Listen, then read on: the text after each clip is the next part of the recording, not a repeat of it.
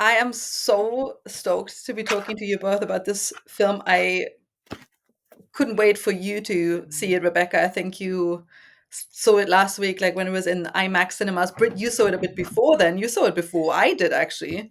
So Yeah, I saw it a you've been long time sitting on ago at this this for a point. while. Well, first of all, did you like it? Very, very simple question to start off with. Britt, you go first because you saw it first. Yeah, I mean, the simplest thing to say is that I did like it. Yeah. Yes, absolutely. I did like it. I'm going to see it again and again and again. How about So, you, Rebecca? Okay, I've prepared a bit of a statement because I feel like Please. I have been asked, Laura, we have been asked about this film for 4 years, ever since the news was announced. What do you think about this? And then I saw it. And like you said in your conversation with Michael, it was like a lot of feeling like, oh my God, it's finally happening. Mhm. And I was so enraptured the whole time. And I felt such joy and ecstasy while watching this movie that it was kind of incomprehensible to me. And then when the movie was over, and I've been processing it over the past couple of days, I felt like a mixture of joy and like rage because I want to explain. Yeah. Just pure rage at myself, and like it's made me like rethink my relationship to myself and like my place within Bob Dylan studies because of how much I've had to like couch my own excitement over this film just to have a conversation with other people. And I Mhm. feel like I've had to mute myself, especially talking with like, people in real life, because so many people are so cynical and so down about everything. And this movie just returned me to that place of like just being just a huge fan and just feeling so much joy from that and loving Bob Dylan unapologetically. And I thought about having to go back out into the world and have to like have these conversations again because I feel like when you have this reaction, people don't take you seriously. People think like you're something else, like, oh, you can't have critical thought, or you're not like your opinion if it's not negative in some way, it's not valid.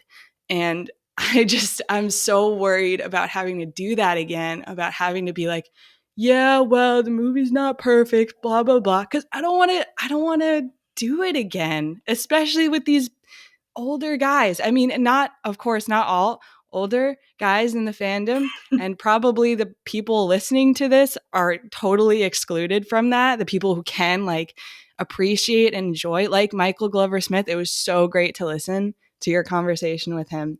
But I just feel so protective of it right now and my own experience with it. And I'm Mhm. excited to talk about it in a critical way, of course. But I just wanted to acknowledge like this meant so much to me watching it on the big screen. And Go yeah, for it. I had sort of the same feeling about it, like, even for, like, throughout the past year, literally at, like, I would be in record stores buying Bob Dylan records, and the person at the cash register would be like, "Well, what are your feelings about the movie that's coming up?" or something, like, from the most random people. I was at an airport and someone behind me saw Bob Dylan on my bag and asked me how I felt about the movie, which I might have mentioned last time too. But, like, every time you have to be like, "Oh, I'm, like, I'm Mhm. nervous about Mhm. it, or I'm worried, but we're going to see." And I will say from the beginning, I've been saying, I think Timothy's going to do a good job, but I'm still nervous about the movie. And then when I actually saw it, I mean, for the first like 15 minutes of it, I was sort of just settling into, okay, thank God it's just like a good movie. Like, it looks good and it sounds good and it's like normal. It's not like just bad, I guess, Yeah. generally. And then as it carried on, and as I just completely was just like, oh, this is just fun and good and I'm enjoying it. And why have I been so nervous to see this when it just is a movie about Bob Dylan and that's fun and good. So yeah, Yeah, that's our and ever guy. since the excitement that I've felt since I've seen it as the press tour has continued has been like I feel like Rebecca, you were sort of having the same feeling where it's like I could have been this excited all along. I could have been Mhm. this openly happy and joyous and excited and like ramping it up this entire time, but I was so nervous to actually see it and make sure that it wasn't like insane. And now I feel like I could just be like, it's amazing. I'm so excited. Yeah, I and like it's wrapped up in like film culture right now. I feel like the film bro thing is so big, and yeah, just having to deal with people and like the negative stuff is already like getting in my head and clouding my vision, and I'm like, ah, you guys don't get it. It's so good. And I've been a film bro. I'm like a Yeah. reformed film bro. Mhm. you know, I mean, everything you're saying resonates with me so much because I, when I saw the film the first time, I was just completely, I mean, I was just sat there. I was just enjoying it. I was just, yeah, it was just such a lovely experience just watching this film and getting wrapped up in the story and in the characters and, that's funny. And even like the moments where you think like, oh, I see what they did there, whatever, like it's all part of the course. Overall, it was just really enjoyable. And I remember leaving the screening hall, and someone asked me, so what did you think? And immediately I was like, well, you know, I immediately felt like I had to kind of like uh, temper my response like a tiny little bit because I almost didn't trust it. I didn't trust my excitement in that moment. Mhm. And I mean, but I did say, I really loved it. I thought it was great, so Yeah. because I think honestly, I what you're saying about this kind of cynicism, I have seen that. I've seen it online and like some of the responses that some people just like, oh, whatever, it's just like a normal biopic and whatever. I'm not a fan of biopics either, but I think it's a good film. And I think it is always easier to be cynical and kind of to protect yourself from, you know, from showing emotions because that's how you make yourself vulnerable.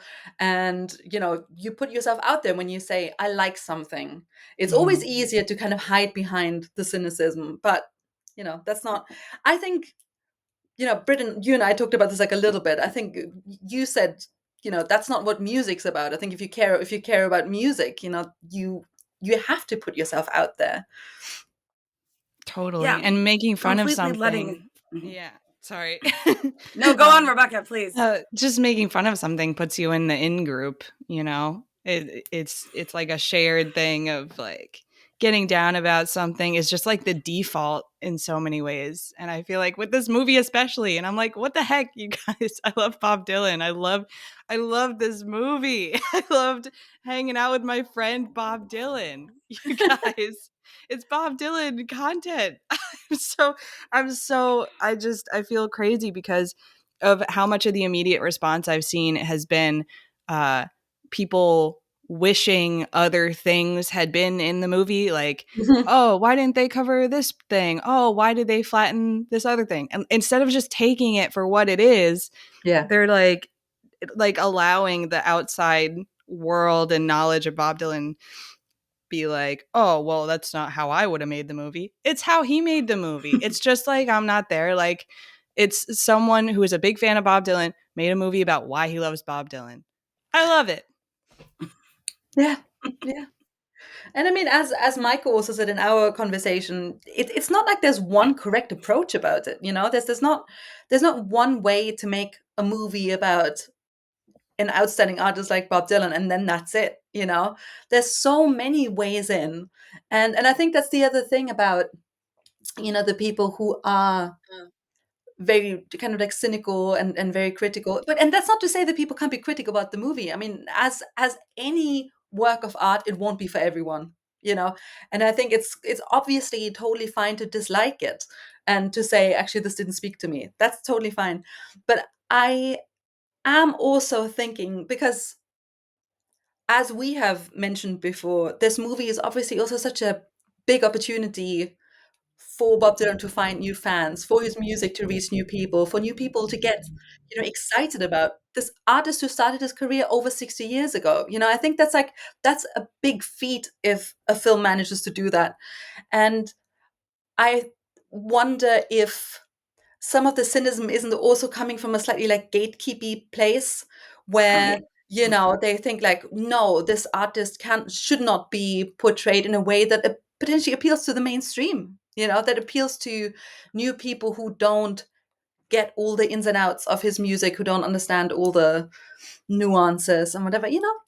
Maybe they don't yet, but maybe they will. Let them discover it, let them make up their own mind. Well, something I was still like nervous about as I was watching the movie was just that the one thing I really went in wanting out of it in the final moment was just, I hope the music is accessible to people, and I Mhm. hope that it comes across on screen why it's so powerful, why it's so important, and why it resonates with me so much, because obviously, as both of you do too, I have a really, really emotional connection with Bob's music. And so you just hope that that's able to be represented. And I mean, first of all, like you and Michael noted, it is wall to wall music. There's so much of Bob's music in it. And I think it does come across. And there was a moment midway through the movie, actually the only time that I cried during it. I broke down in tears just because I felt like the message of his music was coming across so clearly that it's impossible to miss. I was sitting there watching it thinking, somebody who has no idea about any of this music, who this is their introduction, and sure, some of it can maybe be a little bit difficult to get into at first. There was a moment where I was just like, this isn't difficult to get into. People are going to hear this and they're going to get it. And I'm getting a little emotional right now thinking about Which scene was it. it? And it's so cheesy, but the Times They're Changing performance was just like, I just like, I started like shaking and crying.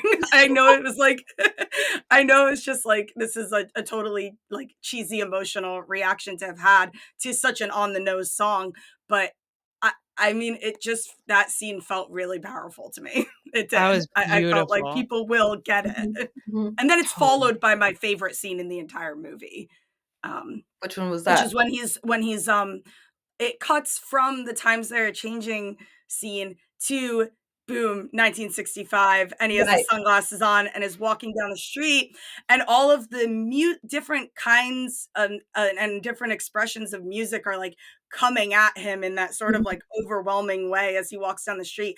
I felt like this is Bob Dylan, and I feel like you've captured a key part of his just like reaction to the world around him and how he sees it. Like I felt like it really resonated with the way that I see Bob and the way that I perceive his personality to be.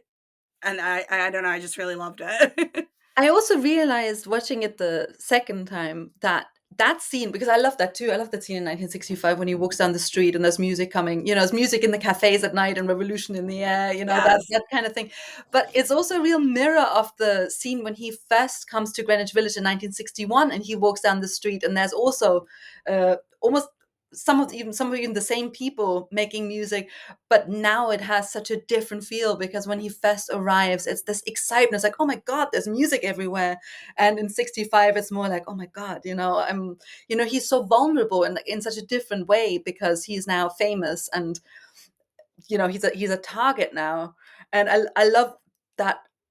There's very little dialogue in that scene, but I love the one where he picks up the whistle that he would then use in, Highway 61 revisited in the song. And the vendor says, "Oh, do you have kids?" And he says, "Yeah, thousands of them." And that was a good line. I thought the slide whistle thing was so funny. Like the use of the slide whistle as like a Chekhov's gun, sort of. Mhm. Oh, he was like holding it through many scenes leading up to when Yeah, it fires off in the studio. I thought it was hilarious. yeah. Yeah, those scenes like both set the setting so well. I felt like cinematically, the like immersing you in what the world was like at this time, which I think is really necessary for the mainstream audience and the younger audience to be like, okay, this is the world he's occupying, and here's all the characters in it. Yeah, I agreed about him walking down the street in those scenes. After the second screening, so the second screening was followed by a Q&A or a conversation with James Mangold, the director. And that was really interesting. And one of the things that he said that relates to what you just said is that he mentioned that he's particularly interested in making films set in a time when there were no phones, because he, in his opinion, phones made the world ugly, and that so much drama, so much interpersonal drama is now so easily resolved by calling someone or sending a text or seeing someone on something on their social media. And he said no one runs across the airport anymore to stop someone from getting on a plane, or when someone's stuck in the desert, they can just like check GPS. And I thought that I just had that in mind when you were talking about the way that he and the cinematographer and the set designers created this scene to evoke what it was like in the 60s, to kind of communicate that to younger audiences as well. Because I also thought that it was the visuals were so evocative throughout the film. I thought it was so well done. I thought even we've been at times a little critical of like some of the clothing choices, but all the clothes were amazing. I thought everyone looked great, and it goes to show that some of these early set photos, they're such a small part of the whole and become completely insignificant when you see it in the context of the film. And I think that's what we've always hoped would happen. Yeah, there was so much like practical, and the sets, like the locations themselves were so gorgeous. It was totally immersive, and it added so much to like the aesthetic of the film, that it has that sort of grainy kind of orangey look. And it really stands out as a major modern film for not relying on CG and shitty lighting. Like it looks like a real freaking movie that is really Yes. hard to come by these days. And I first noticed it, I saw it with my parents, and my dad was over the moon about this movie. I Oh. was so happy that he had that reaction. But he was the first one who noticed that, like, how great everything looked and how real everything looked. It was awesome. Yeah, well, that's sort of like what I'm saying when I was there, like the first 15 minutes and it started, and I was just like, oh, it's a good movie. Mostly because it looked so good. Mhm. I've seen a few movies recently that don't look so good. And this just like, it, like you said, it looked like a real movie, which is Yeah. impressive. Yeah, it's like the bar has gone steadily down for Yeah. like what we're going to accept as an audience for a blockbuster movie. And it's just like, oh, right, we can do it like in a normal Still way and have it possible. good. Yeah. Yeah. One thing that I really loved when the movie kicked off, and it starts with that Woody Guthrie song and so on. And then again, before we even see any characters, there's this loud noise and it sounds like a train going over the tracks. And then it kind of, the camera kind of opens on the interior of a car, the car where Bob Dylan hitches to New York. But I loved that in the beginning it sounded like a train, because I felt like it was a nod to the stories of people like Woody Guthrie and Pete Seeger hopping trains, and also the this romantic image of the hobo that Bob Dylan was evoking and trying to emulate early on in his career. And I just thought that was like such a neat little detail that I really appreciated, and that for me was the beginning where I was like, oh, this is really great. I really love this. Yeah, I have a little anecdote that's a little off topic, but not really. So, Greystone, the hospital that Woody Guthrie is institutionalized in, is in New Jersey, where I'm from. And actually, my grandpa was institutionalized there when he was a teenager for bipolar disorder. And at the time, it was a couple of years before Woody Guthrie was there, but it was like a horrible place, like total overcrowding. You can imagine mental health in the 50s was not very good. So when it was showing Woody Guthrie, like in this like pretty clean looking, like big roomy thing, I'm sure he got special treatment because he was Woody Guthrie. I just kept thinking of that, and that like added another like emotional layer to my viewing of the performance. Wow. Yeah. Yeah, I can imagine. Mm-hmm. I mean, Do that you whole know? place seemed abandoned aside Right. from Mhm. from Yeah, it Woody's was pretty room. sparse, but Mhm. at the time it was like completely overcrowded. Like they didn't have enough beds for people. So that was one historical inaccuracy I'll call out.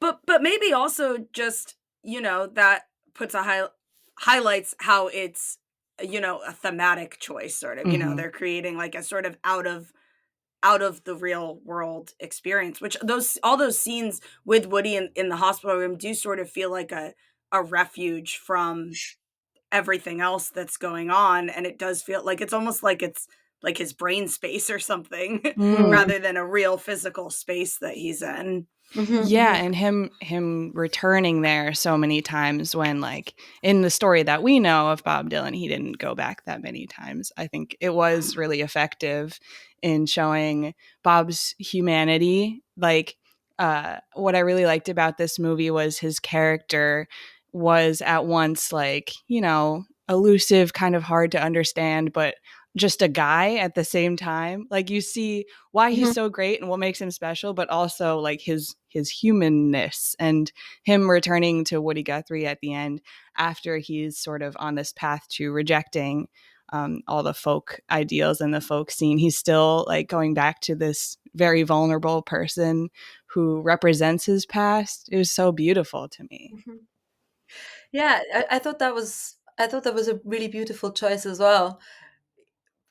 Actually, James Mangold mentioned that because he was like one question that was asked during the Q&A was whether the movie was shot chronologically or whether they jumped around, and he said that basically they only had the hospital for a couple of days, so all the scenes where Bob goes to visit Woody was shot in a matter of like 4 days or something. So they all the scenes that we get throughout, like from the different years, were all shot in a block.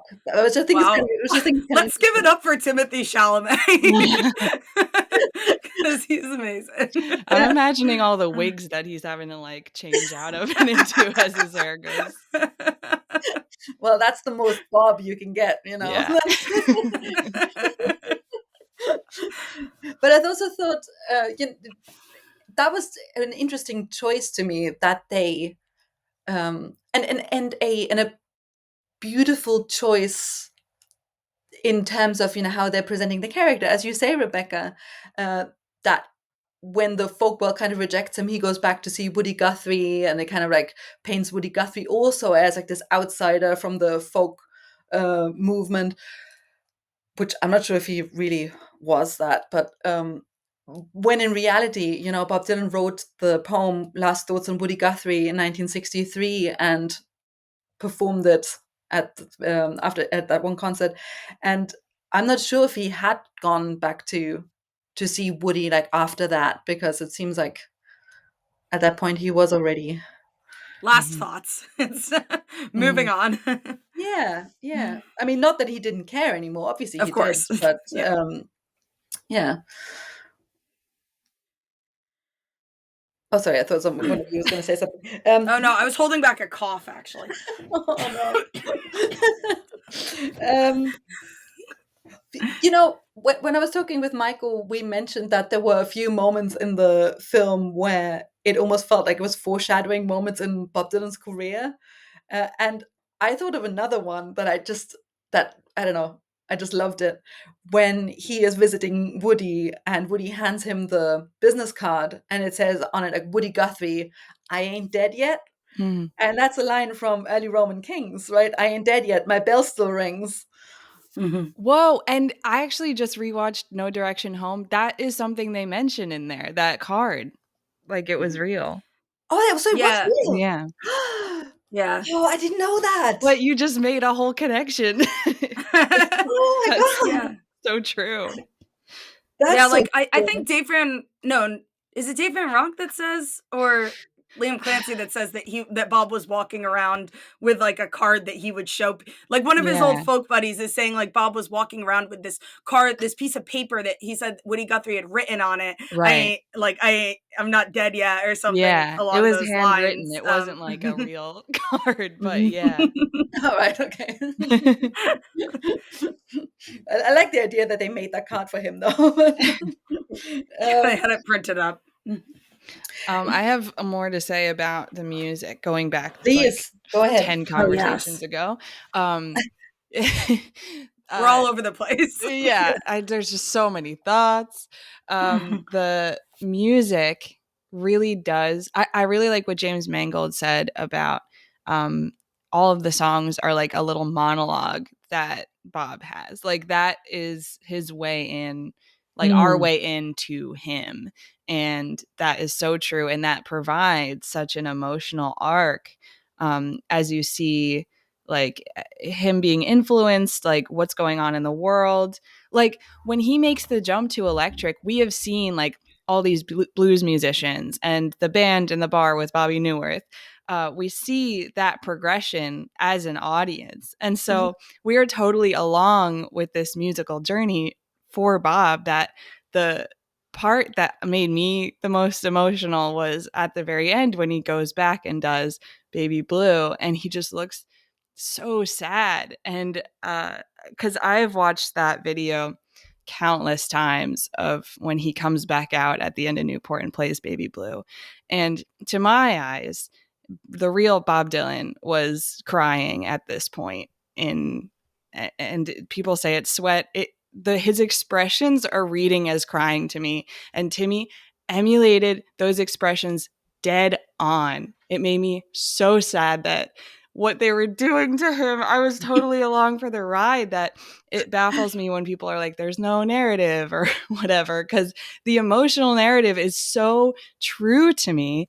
And on top of that, the way Timmy is able to act through the singing, and not just that, but like act as Bob Dylan in the way that Bob Dylan sings. Because I feel like when you sing, it's like not conscious, the facial expressions you make sometimes, because it's just you trying to hit the notes or convey the story. But for him to do all those layers on top of each other is just like an insane magic trick to me. Yeah. Well, one of my favorite, maybe my actual favorite Bob Dylan movie or documentary or anything, is The Other Side of the Mirror, Bob Dylan at the Newport Folk Festival. And that's a movie that it's so well compiled to me that watching it isn't just like a series of performances.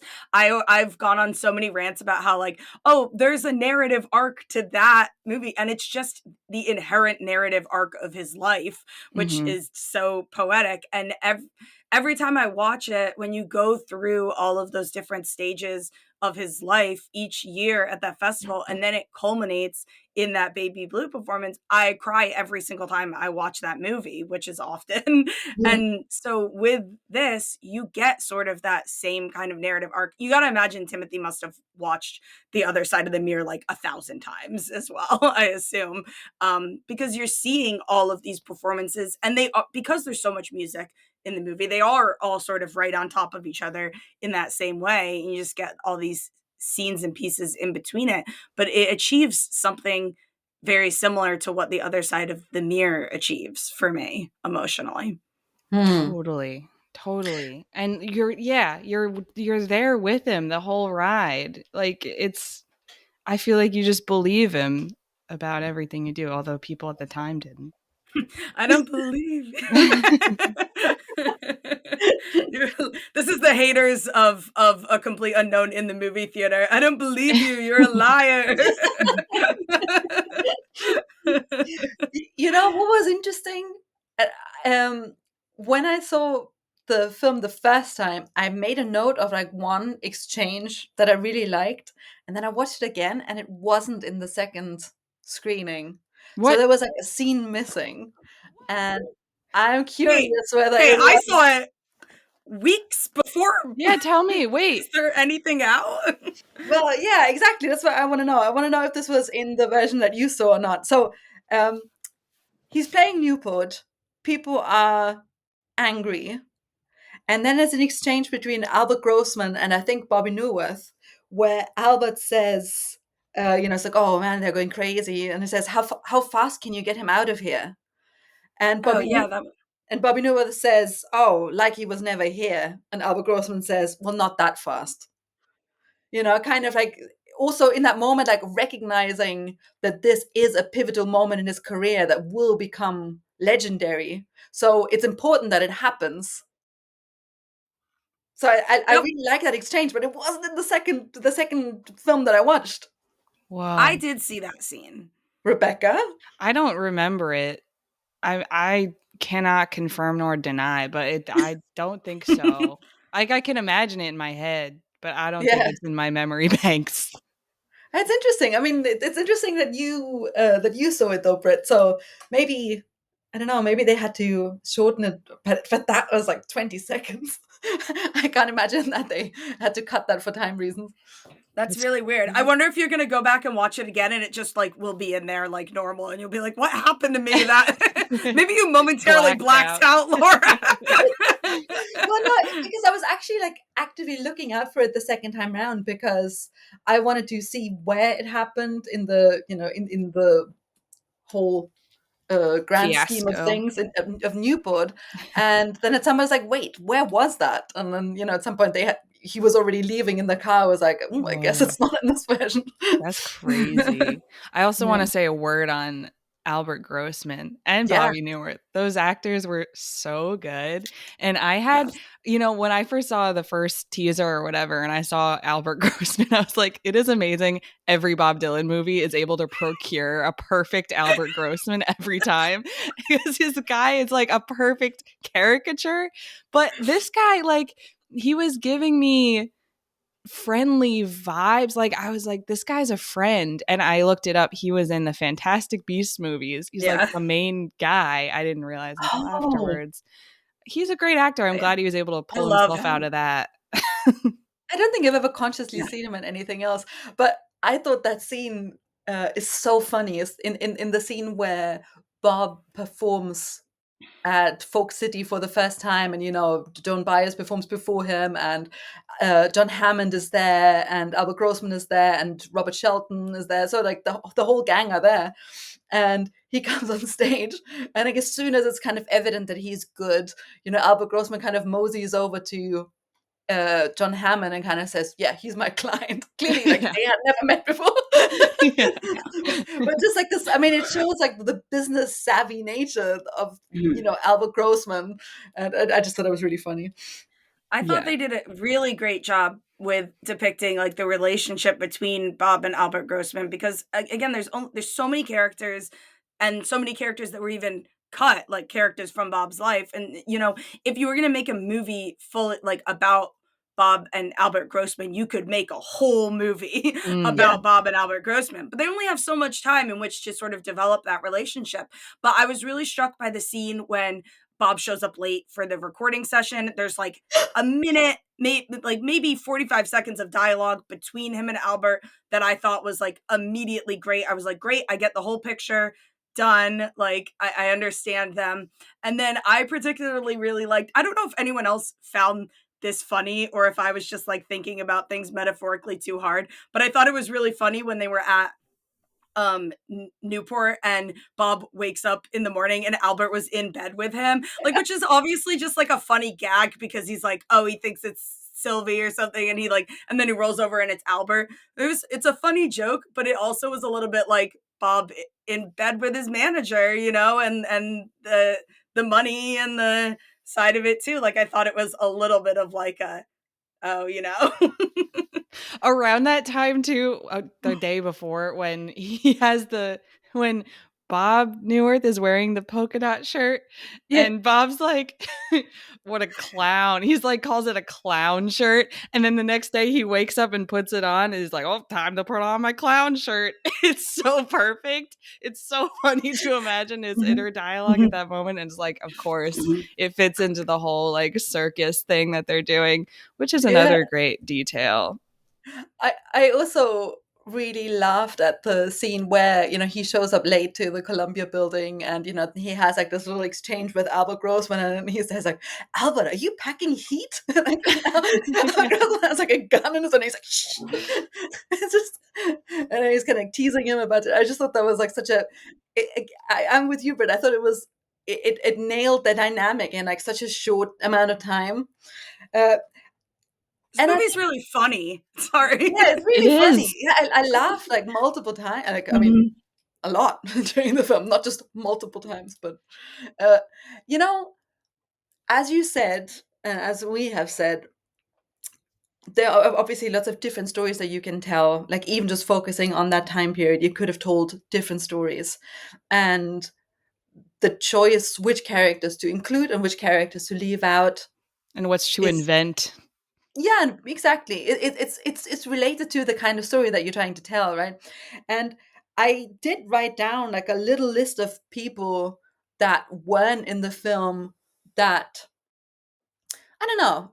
I thought if someone stumbles across this podcast, doesn't know much about Bob Dylan's biography, uh, maybe wants to know the ways in which this wasn't historically accurate, in which this could have been a bit more, rounded if that had been possible. I thought we could talk about that a little bit because I was thinking like a couple of people that were being left out. For example, John Lee Hooker, the blues musician who gave Bob Dylan his first job as a harmonica player when he arrived in the village. That's kind of an interesting detail and kind of a big deal. Harry Belafonte, who hired Bob Dylan as a harmonica player on his first ever recording session, and then also Carolyn Hester, who was signed at Columbia, because there's that whole narrative in the film where Albert Grossman says to Joan Baez, Columbia is looking for a folk singer. They want you as a folk singer, and so on. And that's not strictly true because Columbia had Carolyn Hester, who was very much in the same vein as Joan Baez. I really love Carolyn Hester. And Bob Dylan played with her and was actually signed to Columbia like on that day when they were recording together, right? He walked up to John Hammond and showed him the article by Robert Shelton in the New York Times. So, and then of course the Beatles weren't in there, and the Birds, as Roger McGuinn let us know. Oh my God. Roger McGuinn's Twitter presence is really underrated and funny because he's always grumpy about stuff like that. But that tweet really, really cracked me up. I'm so sorry, Roger. Yeah, I mean, there's a couple of other people like Mark Spelstra and Peter Paul and Mary are only kind of like a side characters rather than mainstays of the folk scene. And then of course, and again, I understand why we have Albert Grossman, we don't have Sally Grossman. Sally Grossman, his wife, who is on the cover of Bringing It All Back Home, and who maybe most importantly also introduced Bob Dylan to Sarah Dylan, to his first wife, who is also absent from the film. So I think like that whole contingent, they just chose to leave out. And again, it makes sense to me, but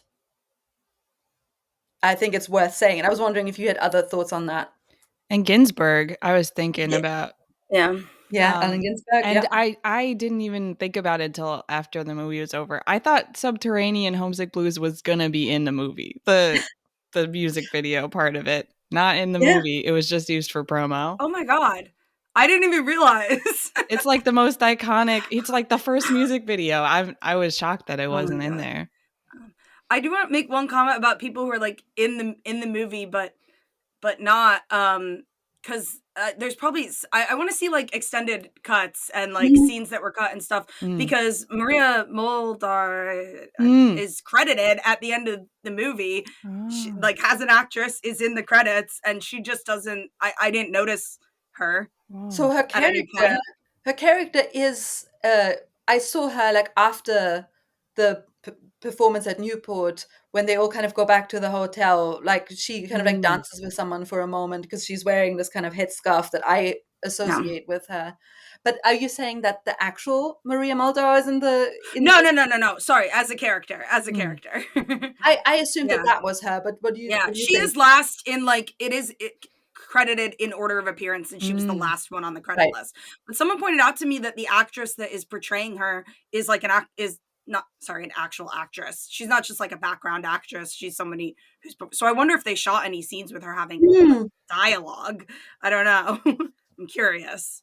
Well, there is Rebecca, maybe you were going to say that, but there is like that famous anecdote that she asked Bob Dylan to dance like after the Newport Yes. performance, I and would love if they shot yeah, that. right, and Yeah. I and want to what see what does that. he say to her? I would dance with you, but my hands are on fire. Or That's exactly Yeah. it. I I was I actually I thought bet they did shoot that. I bet I they thought they have would it. include that because I think that's so powerful. yeah. And there's so much poetry in Bob Dylan's actual story, in the anecdotes that we have heard about that they didn't include in the film. And I think that really speaks to just like how interesting of an artist Bob Dylan is when they can still make like such an entertaining and um, interesting film while also leaving out like a lot of really fascinating stories. Yeah, and I to the point about like the people who are in sort of the background and stuff. Every shot of the movie, I was looking at the corners. I was like, what details do we have here? Because I feel like there are a lot of Easter eggs that I definitely didn't get on the first watch. But I was like, oh my god, is this the scene where this happens? Oh my god, is he gonna go to the emergency civil liberties union thing? What's going on? When Becca the character showed up, I was like, oh, is that Mavis? Is that Mavis? What's going on? And then her name was my name, and it was the best moment ever. Like, what? That was just a nod to you, They were just Yeah, like, it thanks for the must have support, been. Rebecca. That was so cool. But I was like, who is this chick? Well, honestly, to that effect, I think like one of the things that I felt as I was watching the movie, that I had talked to Laura about this a little bit, was that everything that I had thought I cared about going into it just completely disappeared. Like, I almost felt like when I was leaving, I almost felt silly, like, oh, I'm an idiot for even thinking to worry about this or or about that, because the film as it actually was completely restructured my expectations. Mm, Everything that I thought about before I saw it became completely immaterial. Like, it just didn't even begin to matter anymore, because of all of the ways they do these like inaccuracies, we can call them, or the way that everything is sort of like stacked on top of each other. It's like they took events in his life and just like mushed up into like a ball of thread and then straightened it out again. Just sort of like the Slaughterhouse Five style of storytelling, which I really, really loved, because I think I have often thought that if I were telling a story about Bob Dylan, I'd like to approach it through that sort of like Slaughterhouse Five. Everything's happening. It's the moment you're choosing to live in. Everything's happening at the same time, sort of thing. And that sort of like bunched up style of what they did, of putting events in the wrong spot and it almost is equally fun, and maybe even more fun as a Bob fan who does know all these facts, to, instead of being like, oh, that little thing was wrong, that little thing was wrong, that little thing was wrong, it's more fun to have these Easter eggs of like, oh, that was right, it's just at the wrong time, and mhm, this. Like, well, a scene that I haven't heard a lot of people talking about that was one of my favorite scenes is when he's on that European tour with Joan, and she's actually on stage with him, and then he does that whole rant about, oh, my guitar is broken, which happened in 66. He does a rant like to that effect of like, oh, I can't play because my guitar is broken or whatever. I thought that was a really cool scene, and I was just like, oh, it's the thing that's supposed to be then, but it's now. What? It was fun. Yeah, and I think that's such like the way you're talking about is such a healthy way of engaging with this movie because like the people who are mad about those things, you're just choosing unhappiness for no reason. Like you don't understand. It's about the story that's being told and it's not about it's not a documentary. Anyway, Yeah. I love that. But like yeah, choosing to find the things that you notice and the things like not like oh if I was making this movie I would have done it differently but just like engaging with the material as it's been presented to you. And making a film about someone's life is a kind of act of translation. It's an adaptation. And I think in that way, it challenges the audience, especially if it's an audience that knows the actual life story quite well, to see it from a different perspective, to see it through the eyes of the screenwriter, through the eyes of the director, and um, see what story that tells, and almost maybe challenges the way that you've seen that person's life or that snippet of his life before. And I think that's what art does. Again, I think that if you want factual accuracy, you can turn to documentaries, and there are so many about Bob Dylan by now. You can watch No Direction Home, you can watch The Other Side of the Mirror, you can watch Don't Look Back. So I think it's not like I think it's okay to see the movie as a real alternative to that, and as a real, as a storytelling exercise. Well, the thing is that, like, obviously there are definitive things that we can say are true about Bob's life and Bob's story. Things that are on video, things that were recorded, stuff like that. But every other story, every little piece in between has been told a million different ways by a million different people, sometimes a million different ways even by Bob himself. So the idea that some people think they have this knowledge of like, oh, this is what really happened, this is the truth, this is inaccurate, whatever, all these little pieces in between, we weren't there, so we can't really know. So what this movie does, instead of treating the things that are on film and are definitive as factual truth and then trying their best to get everything else just as factual, instead they just throw out the whole playbook and do it all as a story, even the stuff that it's like, well, I can watch that on video and know that's not how that happened. It doesn't matter. Everything's treated with the same level of respect and idea of it being accurate. And that makes me wonder because we talk so much about like our identities as Bob fans and how that affects how we watch it. And all of the reviews I've seen have been by other Bob fans, Dylanologists, even film critics that are Bob Dylan fans are like the only ones I've seen. I have no idea how people are going to react to this movie if they're not a Bob fan because I feel like it's just, I love it because I love Bob Dylan.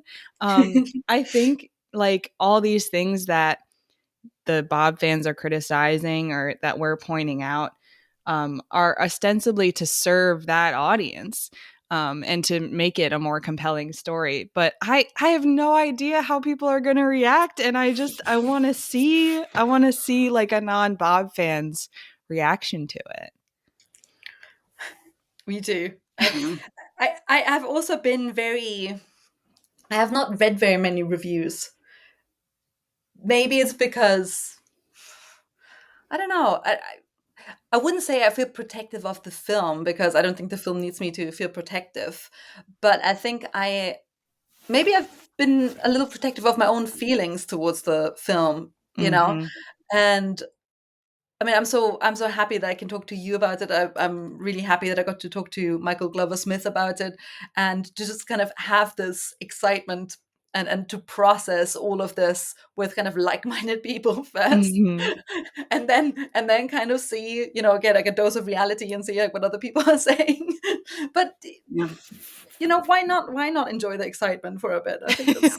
I mean, yeah, I don't even want to read any reviews, and I've skimmed a few, but I haven't read a lot because I saw the movie like almost rounding on like 3 weeks ago at least now, and I was also I had a bit of a chaotic experience getting to the theater to see it, so I was like delirious while I was in there watching it, so my emotions were like really heightened by the adrenaline of the stress of getting to the theater. And it was also late and I was tired and I drove 2.5 hours to get there, and then I had to drive 2.5 hours home afterwards on a work night. So since then, I feel like I still have this emotional reaction to it, but my memory of it and my brain is just like I'm losing pieces of it every day, and I don't know. I feel this way about it now, but I really feel like I need to see it again to continue fully developing my emotional reaction to it before I start bringing in how everyone else really feels about it. Totally. Especially critics, which is yeah. I rarely agree with them anyways. Yeah, and I'm interested in like the wider general public, I guess, but something that has been amazing, we've talked about it before, is like Timothée Chalamet just existing as a young person, publicly loving Bob Dylan in such a Oh my real God. way. I think is such a great representation for people who aren't super into Bob. Like he is really being like a preacher, as he keeps calling the Church of Bob. Such a great thing to add to our lexicon. I noticed, Laura, you've been using it. I have also been using it. And him, and I watched interviews with Edward Norton, and he is an amazing speaker about what this film means to him and what it could mean for the audience. So yeah, I think I have high hopes about them being advocates for the movie, and I hope people see it. I hope it's huge. Yeah. Yeah. I love that the phrase that keeps popping up is that they're hoping for the film to be a humble gateway into Bob Dylan's music. I really love that phrase. And I mean, obviously, Timothée Chalamet is really doing his part. I mean, this is the most iconic press tour. I mean, no, this is a year of iconic press tours. He's really holding space for Visions of Manhattan. In many ways, Timothée Chalamet is holding space for the music of Bob Dylan. Yeah. Deeply so. Yeah, exactly. Yeah, at least, yeah. And I want to say, I was like, I'm never going to listen to that soundtrack. Like, why would I listen to it? But then I listened to, I was really impressed by I Was Young When I Left Home, which sounded like a studio recording to me. He sounds beautiful on it. And I'm like really understanding people's love of Dylan covers now, just because like that's how you treat it. You're like, oh, he's covering Bob Dylan. And it sounds great. He sounds beautiful, in fact. I need to check that out. I haven't listened to it yet.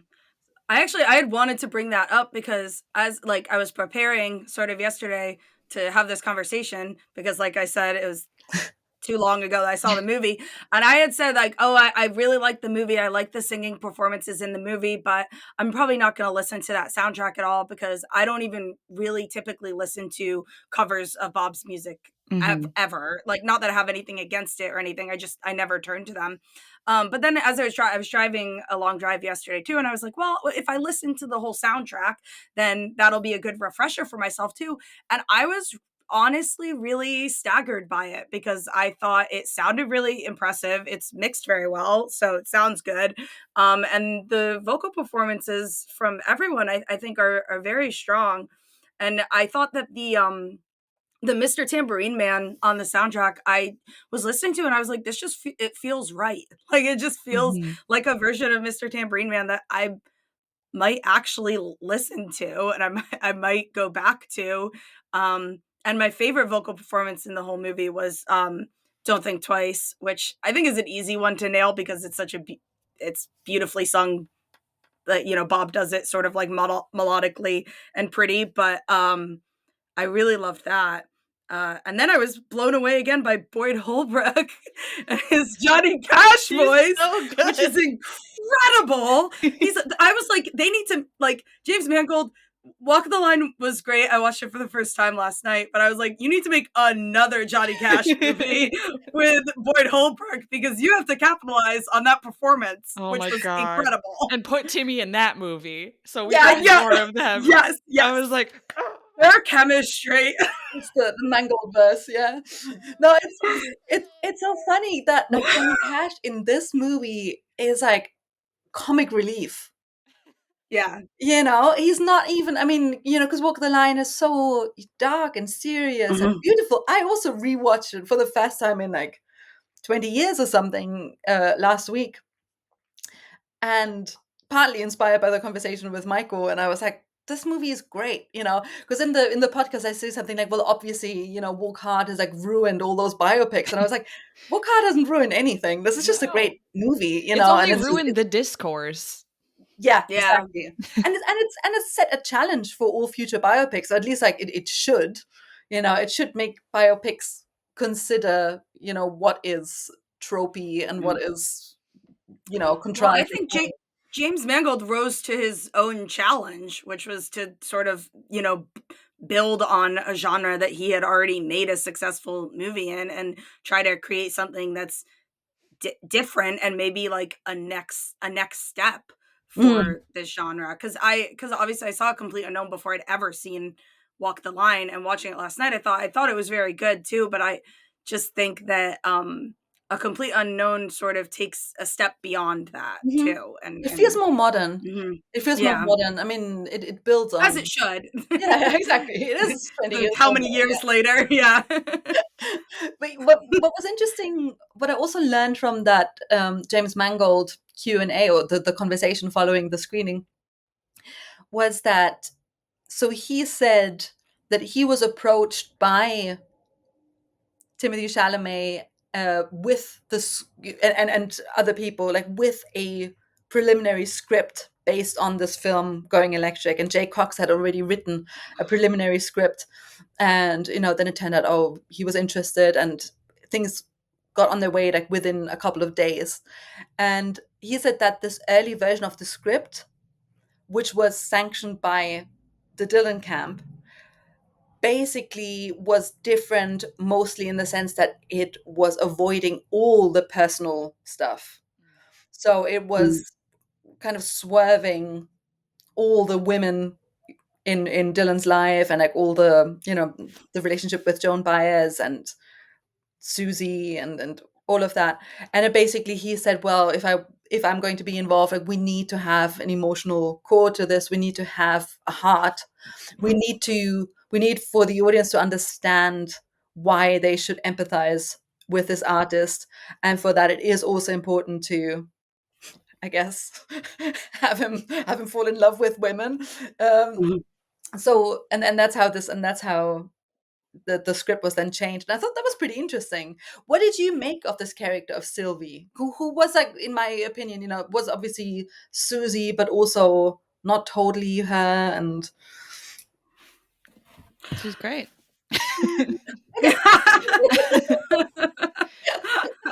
I couldn't stop thinking of the last November, when we saw her and Timmy at the Bob Dylan show, and I judged her so harshly because she came in looking miserable, and then she left halfway through, and then it turns out she was sick. She went and threw up on the street afterwards, and I felt so bad because she seems like a lovely person, should not have judged her reaction to the Bob Dylan show. It was strictly stomach issues. She was wonderful. We're talking so much about how like Timothy is like totally like baked in Bob world, like we are, and all that. But actually, Elle, in that interview where she was talking about throwing up on the street, and then at the very end of like the whole story, which was on Fallon, Jimmy Fallon's like, oh, like I think he would, you know, like, oh, it's perfect, it's the perfect story, and Elle's like, I think that he would like it, like meeting Bob. I was like, that is so the shit that I say about Bob Dylan all the time. Like, some totally random weird thing will happen. I'll be like, but I think Bob would like it. Like, what? We don't know that. She's like, I think Bob would love me. I think Bob would love it that I threw up on the street during his concert. so good. This is the sort of insanity that he induces in everyone that interacts with him, I think. I love that she also said that when she was in middle school, she would write Bob Dylan on her hand and in the back of her notebooks because she was such a big fan. I mean, it seems like she has really been a fan for a long time, and so and she in one interview she said that she thinks she manifested this role because she has loved his music for such a long time, and so I mean, my sympathies are with her, anyway, because Yeah. I will say, like, I had a little bit of, like, she wasn't my favorite part of the movie. I think that when I came out of it, not her performance, of course, like her performance is amazing. She does a great job with it. But some parts of the story with her, I think the fact that she returned again at the end, the first time I saw it, I was just like, uh, felt a little fatigue from that story repeating yeah. itself again.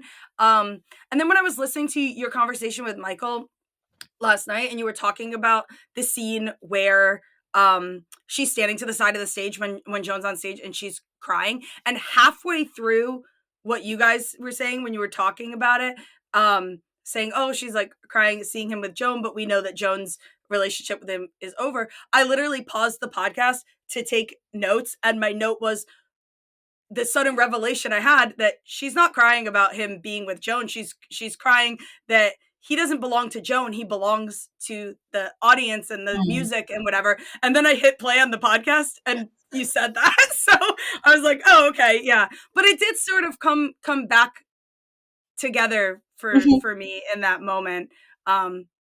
So I don't know, maybe I'll come around on it again more when I see it a second time, because it's clearly something that I'm like still having evolving feelings about.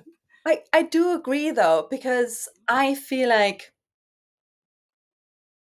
was that moment where he's singing with Joan really a clearer demonstration that he now belonged to the public than the moment when everyone was joining in on the times they are changing and Newport Folk Festival, where she was also present? Yeah.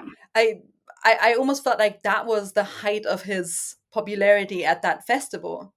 And I mean, to me, it just wasn't. I mean, it was clear that they had a really strong bond. And when he got hit in the face, he goes to her and she's with someone else and so on. It wasn't like abundantly clear to me why he wanted her to come along to Newport Yeah. Folk Festival. And I mean, it. I guess they had to establish this idea of like his old life and his new life kind of colliding. And I I did feel a little bit like they did it already though, and then they sort of brought her back again, which is fine. I mean, again, these are the things where it's like, oh, and the movie wasn't perfect. Like, I don't want to sound like I'm being negative or down on it because, well, yeah. I don't think anyone's going to think that because we've just gushed about it for like an hour and a half. But this was the one thing that maybe didn't resonate with me that much. And Laura, I know you said you really enjoyed the scene where they were speaking to each other through the fence and she was Mhm. leaving. And that really wasn't one of my favorite moments, Interesting. even Mhm. for Timothy's performance. I felt like it felt to me slightly more disingenuous than the rest of his performance. I don't know. Mm. And then I thought that maybe the line the line that Bob added or whatever, I feel like everyone's predicting sort of these like really emotionally resonant or great lines or something. But a line that I thought was particularly cheesy and felt a little out of place, I thought maybe might have been the line that Bob added, which was the thing about the spinning plates. And when she says, it's great to be the guy, but I was a plate. Yeah, Mm. I had the same I reaction. kind of thought maybe Bob wrote that one. I honestly, yeah, I was thinking that too. Anything that kind of hit my ear funny, I was like, that's Yeah, gotta Yeah. be I a agree, Bob line. actually. When it's not like, because I feel like a lot of the speculation is like his poetic like inclinations, Mhm. how that would have seeped into the script. But I had that same thought about the plate. But then Yeah. I was also like, I don't know, because it fits in with all these other lines, so I didn't know if it would be like a isolated one on its own. But yeah, I did I actually could think that was see. a little clumsy, because she says, "I feel like one of the plates spinning, with the guy on the something show," and he's like, "I like that guy," and she says, "Yeah, but it's cool to be the guy, but I'm one of the plates." It's like, yeah, but that's literally how she started that conversation. She said she's the plate, so I was a That's bit, just Bob not listening. yeah, it's like, listen to her. Well, that's an example of how she's a plate. Yeah. He doesn't even listen when she says she's a plate. I also think what you're saying about the character of Sylvie, and again, I mean, I think Elle Fanning did a great job. I think if you were to fault her character anything, then it's, she didn't get much character development because she was kind of the moral center, and she didn't really have any flaws or whatever. She was like a perfect girlfriend. She was like, Yeah. and I think there's always, like, unfortunately, something that can be like a little boring about, someone who is too perfect and doesn't have any vices or flaws that make them a bit more relatable. I felt like the characters of both her and Joan really, um, pretty thin compared to Bob, but I'm also like, it's not their movie. So Mm. I was kind of like filling in blanks in my head, and maybe that's from being a Bob head of like, well, I like the scene in the apartment where she's showing off her painting, or when she's in the smock. Like, I do feel Mhm. like there's hints of, their lives outside of Bob Dylan, but for Sylvie, it wasn't as stark to me as with Joan, because, and I know that's going to be like a huge criticism, especially Mm. because Laura, you pointed out there's so many Joan Baez stands out there now that there was a lot that could have been done more to make even the arc between them stronger. Yeah, But I'm just also like, it's not her movie, and it's already hard to fit everything about Bob Dylan into one movie. yeah. So yeah, And Hopefully this will inspire people to want to fill in those blanks yeah. themselves, Yeah. and more people will go out and see Joan's incredible documentary, I Am a Noise, that came out Mm. last year and I feel like nobody watched. That really is her personal expression of everything that happened during that time. And and I don't think that you're going to be able to fully put her character in the way that people expect or want to see it, I Mhm. think, in a movie like this, because she's such a complex person. And she's Of so that, course. goofy. yeah. I wanted more Yeah. goofiness from Joan and Bob Yeah. together. Yeah. I also think that, wait, I just had a thought. Let me just remember it. Yeah. So I said this in a conversation with Michael. I think that this film did a really good job kind of giving agency back to Joan, like with that performance of "It Ain't Me, Babe," and in general, I think she comes out of this film seeming really strong and like not massively affected by the way that Bob treated her and so on. And I think that's, in a way, that's great, and I think that is probably the best way you can uh, sketch out like a shorthand version of Joan Baez and like her role in the story, I guess, or to a point. But you could also say that not really giving space to the heartache that he caused is also not like fully doing her service, because he did treat her pretty badly, and some of that was wrapped up in their professional relationship, and some of it was their personal relationship. And um, I mean, I personally think that in the kind of popular, in the cultural narrative surrounding Joan Baez, I think often they paint the two of them as soulmates. It's like, oh, wrong place, wrong time, but oh my God, the way that he looks at her and so on. And I'm not sure if it was actually that. Like, it felt more like a moment where they just like connected at a certain moment, and maybe it was a little bit more one-sided. I don't know. we we Maybe could we'll we talk could about. really get into this and do that for an hour. Yeah. Yeah, I know. I think it's somewhere in between, like reality, the way that I see it is somewhere in between those two things. Like, I do think that there is a serious connection between them. Although I don't think that comes across in this movie That's true. necessarily. So I don't know And how I that's wouldn't want going to to play with speculate, people. what do I know? Yeah, of course, of course, Yeah. of course. Yeah, we don't really know. I think what everyone I think should see though is No Direction Home when Bob says you can't be wise and in love at the same time, because that's the line that like makes you be like, "Aw," like it makes you kind of reconnect with like you don't know what Bob was feeling at that time. Maybe he was in Well, love. Like he just comes across badly a lot of the time in his personal yeah. relationships. Um, Yeah. Well, like he's if you nuanced. watch any recent like interviews and like any movie that they've gotten Bob talking in like in Rolling Thunder Review interviews or in No Direction Home interviews, he's always waxing crazy poetic about Joan. Like he Yeah. says, and in Chronicles too, he Mhm. says like some of the most insane stuff ever about It's her, true. where he's Mhm. just like, oh, she's a meteorite that just crashed down from Earth. She's so strong and disciplined and beautiful, and her hair hung down to her waist. No, it didn't. Like he's just always good, So that's but that's Bob with his story again, too, I Yeah. think. And I really love Timothée Chalamet. I really love Timothée Chalamet in this movie because Mhm. I was thinking about like at the very beginning, we talked about autism last time, so I think it's okay to say this. He really comes across like that in his first couple lines when he's just totally expressionless and he's like, I'm Bobby.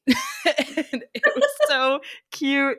I love him so much. And he has such an incredible arc throughout the movie of his personality and the way he interacts with the world changes. But I was worried at first that it was going to come across that way the whole time. And I'm so grateful it included his humor and like him joking around in the studio and stuff. And Tom Wilson, shout out the actor who played Yes. Tom Wilson, spot on in the recording booth with that voice. So good. Mhm. I loved in the very first scene, like, or not very first scene, but in the early scene where Bob goes to see Woody, and we hear him, you know. Let me start again. In that scene where he first goes to see Woody in the hospital, I love every little thing that he says because he says so little, but every word is so deliberate and it's so kind of iconic. When I love like when Woody hands him that business card and he reads, it says, I ain't dead yet. And he says, well, that's for damn sure. And I just love that. I thought that was, I mean, the delivery was great. It was so, it had like swagger and like it was cool. And uh, I loved it. And I felt like that really captured like a certain like confidence that, you know, to me rang really true. Totally. Yeah. Oh, and then I just love when he's like at the Seeger's house and he's just Mm. like walking around outside, like unsettled and everything. And Toshi's like, is he all right? He's just like, he'll be fine. But I feel like the like sort of like kinetic energy in Bob's like early like days and his early like part of his career, like the sort of like momentum and drive that he had. I feel like Timothée really embodied a lot of that. Like it almost seems like he's like bursting out of himself at times. And then when you get to like 1965 and it's like everything's just out there and it's like out of his control a little bit and he starts to become a little unraveled. I feel like that development was just really strong in terms of his performance. Mhm. Yeah, and the detail that I tweeted about that Bob always seems befuddled about how everyone else is behaving at all times. Like he is genuinely like confused and sometimes a little mad cuz he doesn't like he's like, why are you guys acting this way? What's wrong with you? Why are you asking me these questions?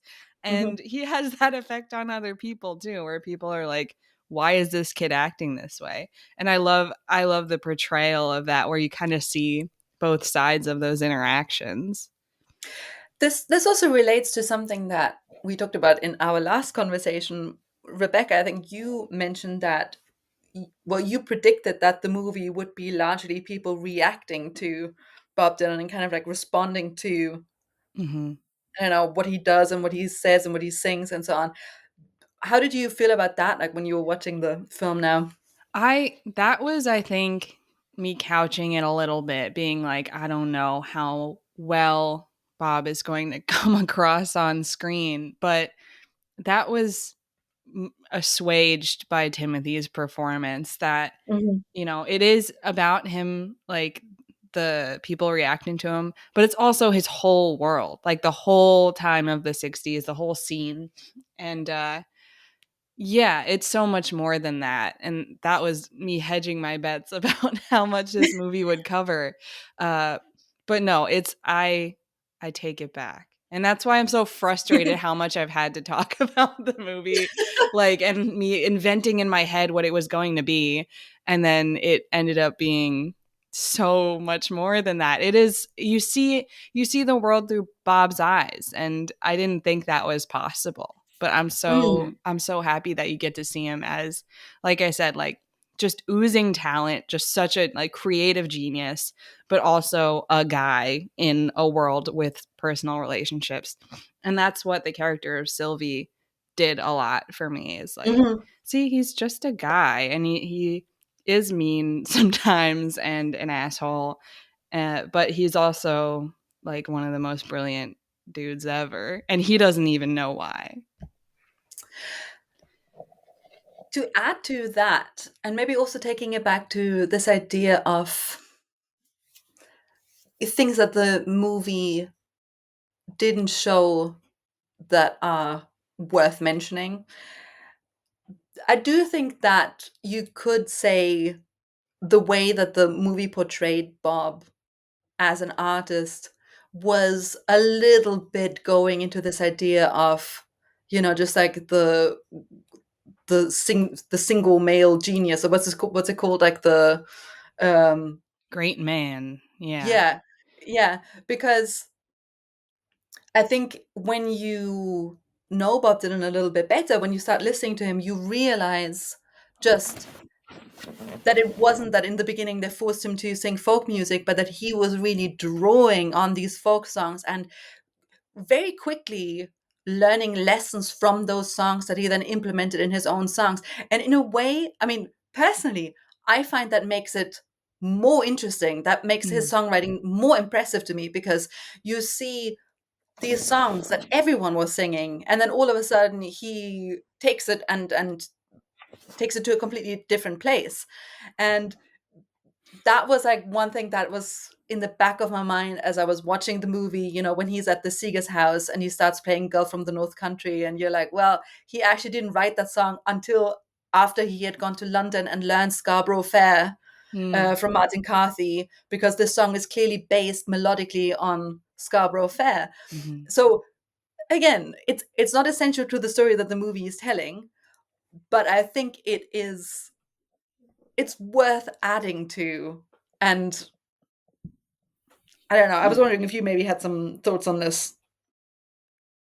No, I mean, I think I agree with you. Yeah, I think like not seeing necessarily the influences and how he learned from that. I mean, that's also like sort of affected by the way that they've removed like a lot of his folk friends from the Mhm, narrative as well. Van Ronk and Rambling Jack Elliott and mhm, everything not being in the movie, which obviously is just like the oldest piece of discourse about this movie is that those people are not in the story, but that is where you lose a bit of that origin, and sort of just like the songs are sort of springing out of him with it's not to say that I don't think that they address that he has any influences, like obviously you know you the Johnny Cash thing is a big part of it too. You know, he mentions him in the first scene, in not the first scene, mm, but in that early scene with Pete in the car, that he's into them, and then their connected relationship and stuff too. So you're like, okay, like he's obviously he's a fan of music,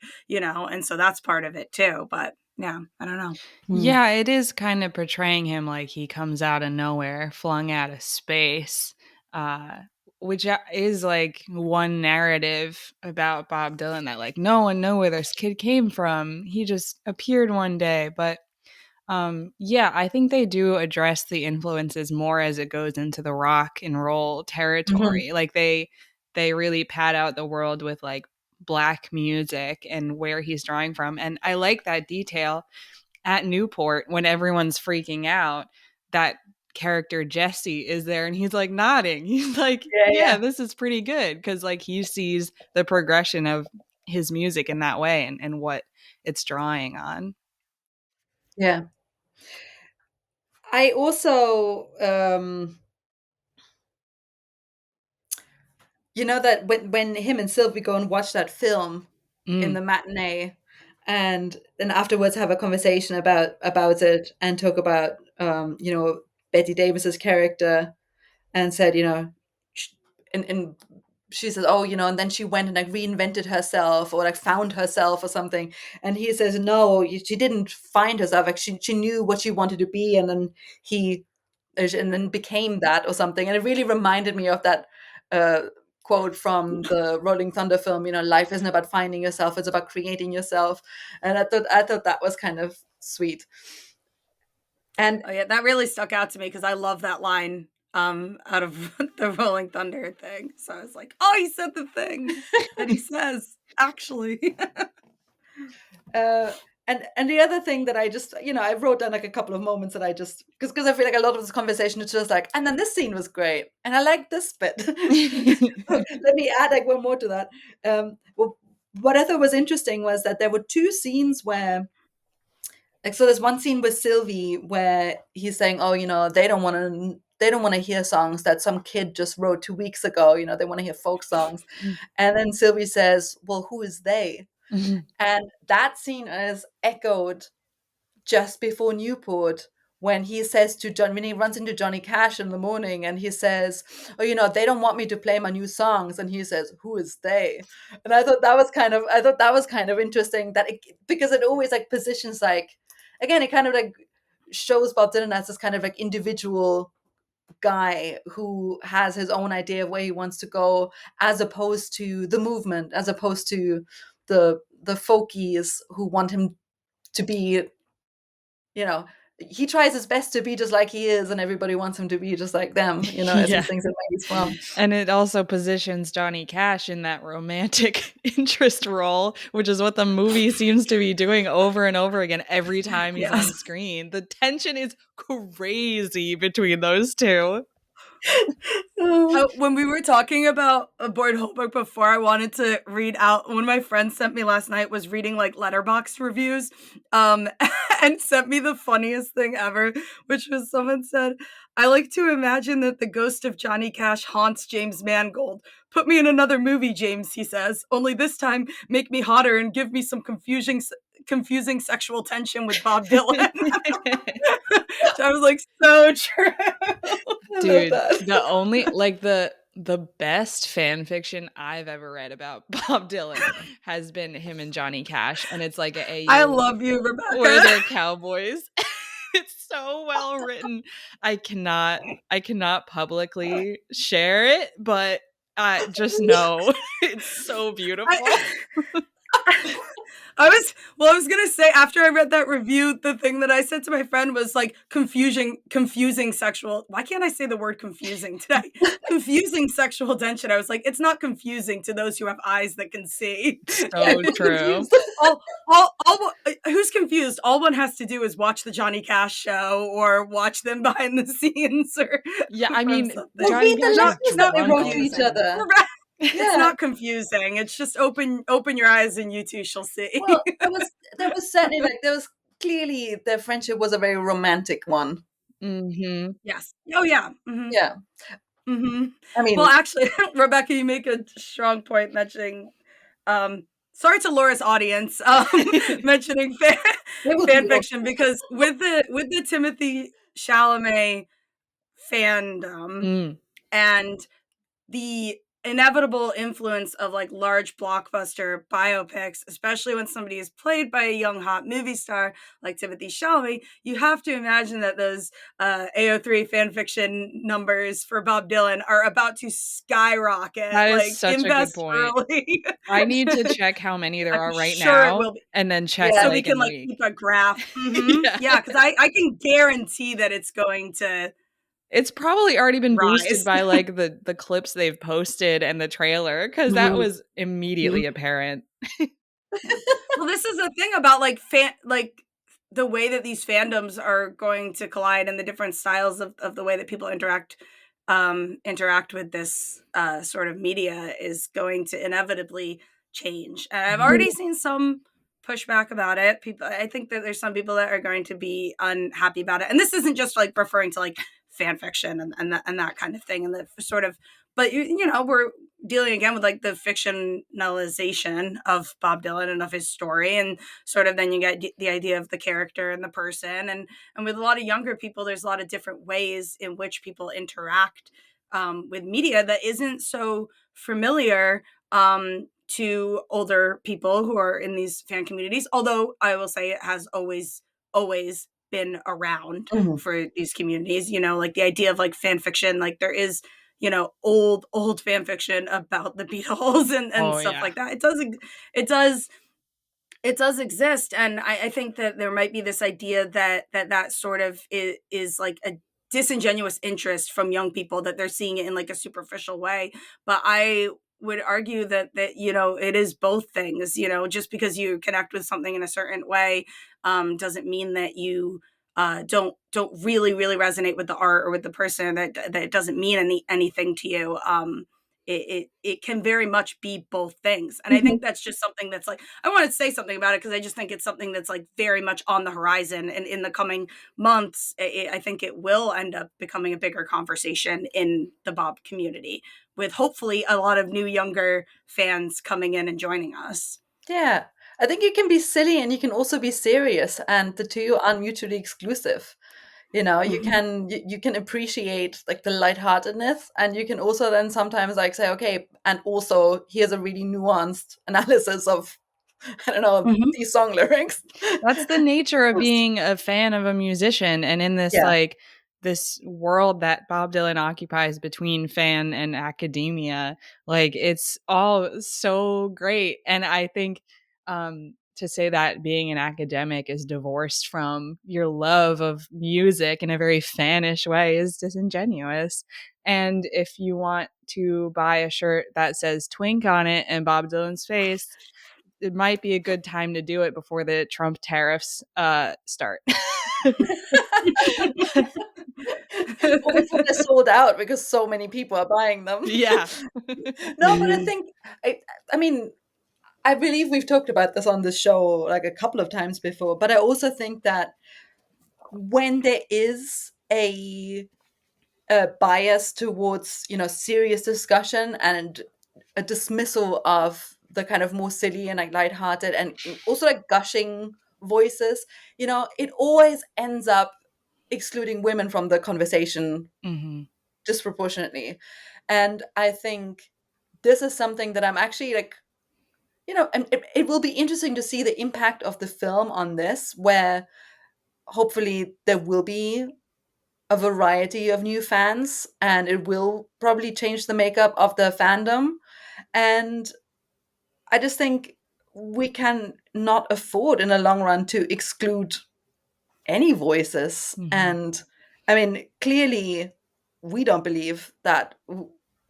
Basically, I think we already have like, enough people, men, writing about Bob Dylan who sound like they don't even like his music.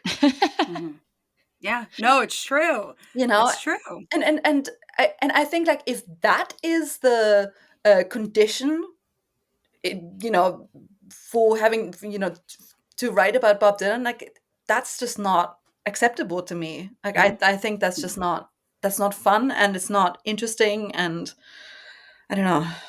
And Well, time it's change. so interesting. Times are changing. Yeah.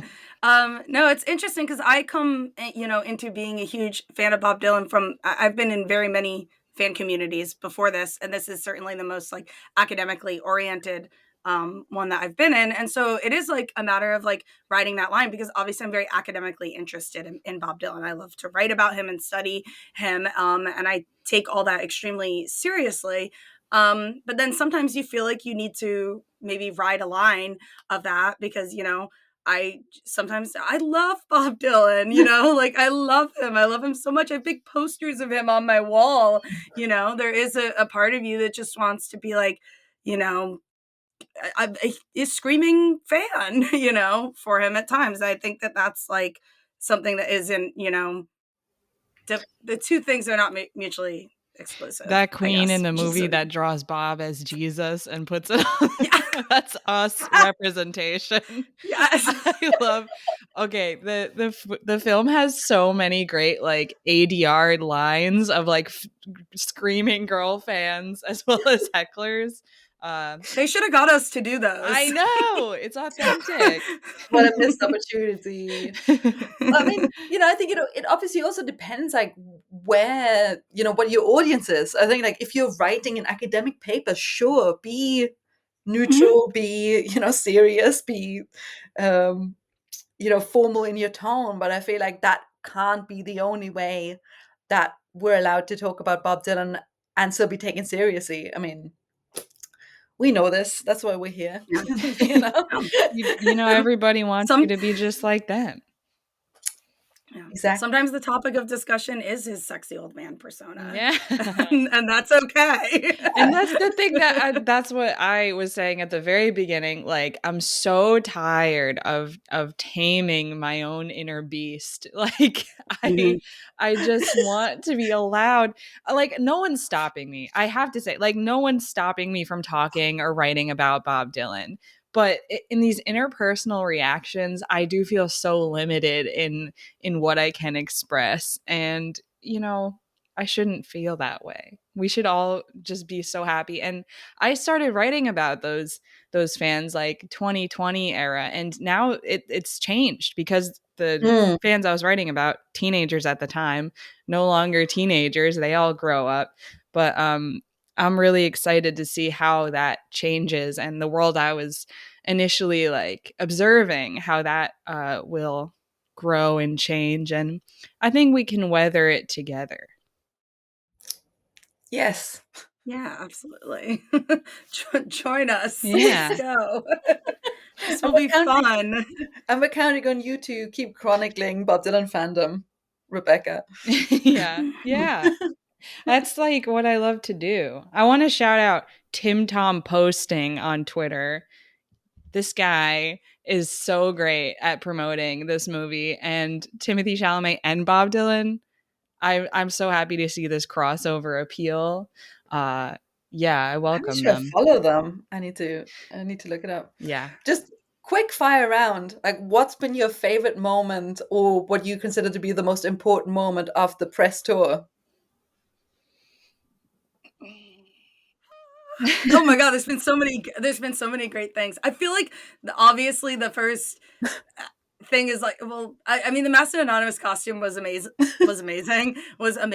Yeah. But I think that my favorite is the long interpretive dance to Visions of Joanna video. Like especially because that's a song that's not in the movie. Yeah. And then when that came up and I watched it, I was enjoying it and thought it was funny and cool and I felt represented and everything. And then I got a little emotional in the same way that I got emotional when the first trailer came out with the like Rolling Stone in it. I had that same feeling where I was like, how many people just got to hear Visions of Joanna for the first time? Oh, I became over the moon happy about it. It's one of my favorite Bob Dylan songs. And I just, how many people follow, you know, Timothée on Instagram that probably haven't heard that song before. And everyone who loves him and follows him on Instagram is going to watch a 6-minute long video of him dancing, obviously. And so then they're going to hear the song. It's beautiful. It's what this movie is for, I think. This is, to me, the main impact and the thing that is the most, like, quote, important about it, or should be important about it to us as Bob fans. And I also think is important about it in terms of just like prolonging Bob's legacy in a world where I think it is difficult because there's so much saturation in music now and in art, and like Michael Glover Smith was saying about like how there used to be a monoculture, and now there isn't. People do miss out on Bob, and so by this movie coming around and by having somebody like Timothée Chalamet in the movie that has this kind of impact, it is a way of bringing him back in a way that I think some older people don't realize that he is gone from the public consciousness. I think that some people are just not to their fault. I think some people are just completely unaware that he doesn't exist in public consciousness in the same way that he did even 20 years ago, with younger people. So this is helping with that, I guess. I thought that video felt like a real shift. I don't know, like something about that video felt like a real, kind of like a big moment for me. Like probably like for all the reasons that you're mentioning. But I also had to laugh because like someone left a comment said, "Why is it 7 minutes long?" It's like, well,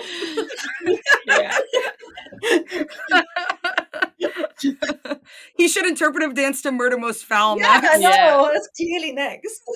I want to see that. My favorite probably, I mean, it's all so good. Bob tweeting about how he thinks Timmy is a great actor. That was a great moment. Everything that Timmy is doing for like representing a young person who's into Dylan and who can explain why he's into him.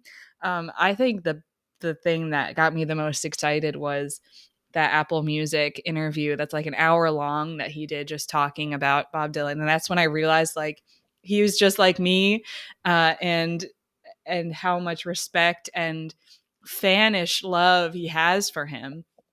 And the way that Timmy's conducted himself this whole press cycle has been amazing. Like he is specifically choosing where to go. He's not like, I mean, it would be cool if he was on Hot Ones, but I don't really foresee that happening.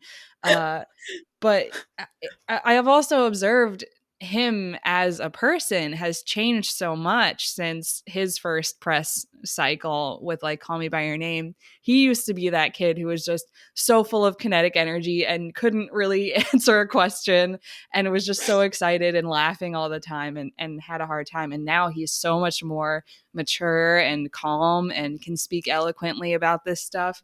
And part of it is probably just growing up, but I have to wonder if him watching those Dylan interviews and the way that Dylan conducted himself in interviews probably shifted what he thought he could do. Like he has the power, he has the control over the way he's perceived and who he is and how he can, sell this movie in a very real and authentic way. Yeah. I love that. I felt deep respect for him as an artist when watching that Apple Music interview, because I've always liked Timothée Chalamet as an actor. I've seen most of his major movies I saw in theaters just because he picks very good projects, and so they've been movies worth seeing. But I didn't have that same sort of like understanding of like how he connects with the material in a very real way. Like watching that interview, I was like, oh, you're really, really serious about your craft. And that's really refreshing to see with a young actor too. So it was just very nice through that. And even particularly with this movie, it feels like I sense like a genuine excitement. And even the way that he talks about it, he keeps saying, I feel so strongly about this movie. I'm so proud of my performance and of everyone in this film. This is 5 years of my life. And it just feels very, very genuine, the way that he talks about it. And it seems to me like he really appreciates how working on this project has helped him grow as an artist. And I think that kind of interwovenness between Timmy and Bob Dylan, I think you can sense that. And I just lastly, I would want to say that I think it would be really funny if Timothée Chalamet went on like Hot Ones and did like the puppy interview and like all those like that whole cycle that people have to do now when they promote anything, but do it in character. Yeah. But If we can't get Bob, please, No, Timmy. I think Bob should do the puppy interview. Yes, he should. He's so great. I wonder if Timmy will ever meet Bob. I was really waiting for that, if Bob would show up to a red carpet or something, but I love how There's still the Oscars. There is still the Oscars. He is a producer. There's a reason. There's not there's not as much reason for him to go to premieres or anything like that as a producer. You can, but it's not, but for the Oscars, if it's nominated for Best Picture, which I assume it will be, I don't know, then as a producer, he is nominated. So maybe he'll go. Is there an Academy Award for Best Producer? No, can we just invent it? Can we just create it real quick? It's sort of Best Picture. Yeah, but can we just do like Best Producer nominations? Bob Dylan. Yeah. Best celebrity producer of biopic about his life. Over 80.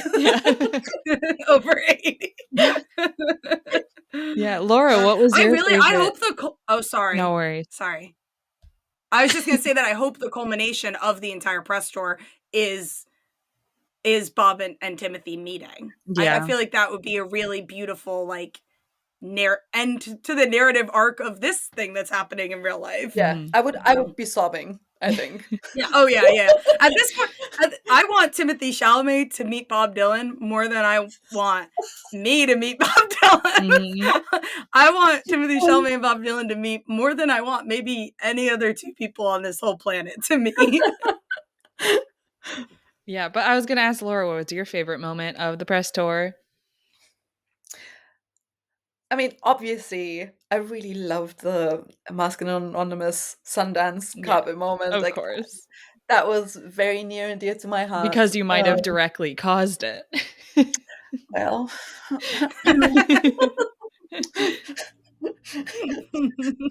This is a visual medium, not a visual medium. Laura's like preening a little bit. No, I don't know. But definitely I got a massive kick out of that. And I mean, just in general, I've been really loving how they have been emulating kind of like iconic Bob Dylan looks in his outfits and appropriating them and kind of making them his own. I just think it was in the mold of kind of the Barbie press tour, but obviously so much more personal to me. And I don't know, I just think Bob Dylan's style, I feel like I've been shouting it from the rooftops on my Instagram for years, saying he has such great personal style. And I feel like that is so often underplayed or goes unappreciated. So to put a spotlight on that, I thought was great. And then also, I mean, just as an idea, I think the Visions of Johanna video just really, I loved it. It was so unexpected, and I think it was so original and funny, and kind of showed like Timothy's personality, and kind of his whole theater kid vibe, while also just introducing this song that means so much to us, to so many new people, and kind of like shows how much it means to him. So I really felt like that was a bit of a watershed moment, because people will be reposting that video for years to come, and every time like people in the comments will be like, what's the song, and yeah, well, and his style of dance as well, and like the way that his style of dance is it shows like sort of the connection of how it's music that can still be accessible to younger people too, because it's not like he's dancing like it's the 60s and this is how you would dance to it then. Like he's it's modern movement. I've already seen TikTok dances to Like a Rolling Stone. Yeah, that's great. Yeah, I had a video of myself dancing a couple of years ago. It got so much attention. Tim Heidecker liked it. What? Yeah, My own version of you. It was that and a bunch of other like clips of songs. I got a freaking takedown because of the songs in it, because of the music. Bring it back now. Do you still have it? You need to post it anew. But then, Yes. but then they're gonna take down my account, and I'm so worried about that happening. After I just did the Hearts of Fire, Lady Gaga song, I'm like, please, That was please, amazing. no one look who So could good. sue me over this. Oh my God. You should post it on TikTok. I did, yeah. Okay. Someone because I had tweeted about the Visions of Joanna video, and someone had replied to it and was like, this isn't a song that you can dance to if you really understand what it means. Come on. It made me so mad. I try to not fight with people on Twitter that come, I just ignore it usually, but I just had to reply to it and be like, I can dance to any song that touches my soul. Yeah. What do you mean? Because I want to move to this song and feel it move through me means that I don't understand it. It was like, you can't dance to a song about love lost forever. I kind of want to make a playlist of songs that you can dance to that are about a lost love or something, which I was also like, I don't even know if that's necessarily my relationship with how I interpret Visions of Joanna. Yeah. But I don't know, that kind of thing from people where I was like, no, who are you to dictate how someone interacts with music and art? Come on. Seriously. Well, I think those people are all in for a reality check really soon. Mm-hmm. Yeah. I can't wait. Yeah. Well, maybe we could leave it here because we're at the 1 hour 45-minute mark. I mean, we could talk for ages more, and I know we will continue this conversation at some point in the future as well. Thank you so much for joining me, Rebecca, Britt. It has been wonderful talking to you. Thanks so much for having us. I needed this outlet. At first, I was like, I'm still processing. I don't know if I can talk about it, but time marches on, and it's all I want to talk about now. So I'm so grateful you gave us this platform. Yeah, genuinely. And if anybody, hears this and feels like they want to talk about these kinds of things, please come talk to me about it. I love talking about it. Yeah. My DMs are open to talk about this stuff at all times. It's really great to be able to reach people with this kind of conversation, Laura. It's really, I think this is a unique space that you've created on your show. So I really appreciate you inviting us to have this conversation, because it's just so much fun. It's so much fun. I love talking to you guys.